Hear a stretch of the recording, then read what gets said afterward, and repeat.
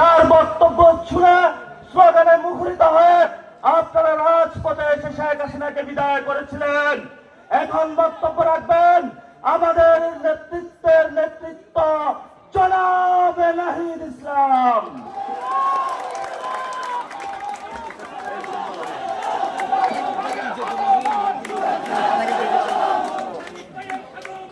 আসসালামু আলাইকুম।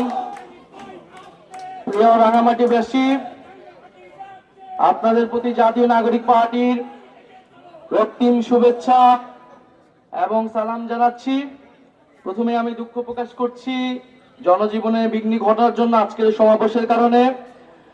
আপনারা জানেন যে জাতীয় নাগরিক পার্টি দেশ গড়তে জুলাই পদযাত্রায় প্রত্যেকটি জেলায় যাচ্ছে, প্রত্যেকটি সম্প্রদায়, প্রত্যেকটি ধর্মের, প্রত্যেকটি জনপদের মানুষের কাছে যাচ্ছে।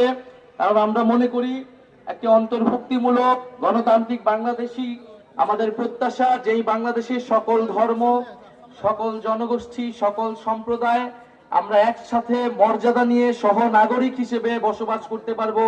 সেই রকম একটি রাষ্ট্র আমরা চাই, সেরকম একটি বাংলাদেশ আমরা চাই।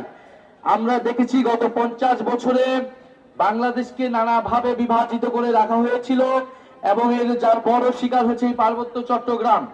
পার্বত্য চট্টগ্রামে নানা বিভাজন, নানা অশান্তি জিয়ে রেখে অন্য একটি পক্ষ বারবার সুবিধা নেওয়ার চেষ্টা করে। আমরা এই তৃতীয় কোনো পক্ষকে আর সুবিধা নিতে দিব না।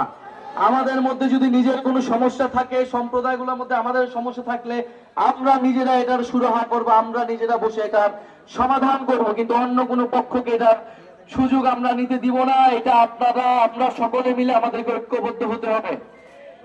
দ্বিতীয়ত, আমরা মনে করি যে বাংলাদেশে যে 72-এর সংবিধানের বিরুদ্ধে আমরা বলে আসতেছি যে মুজিববাদী সংবিধান, যেই সংবিধানে সকল জনগোষ্ঠীকে অন্তর্ভুক্ত করা হয়নি।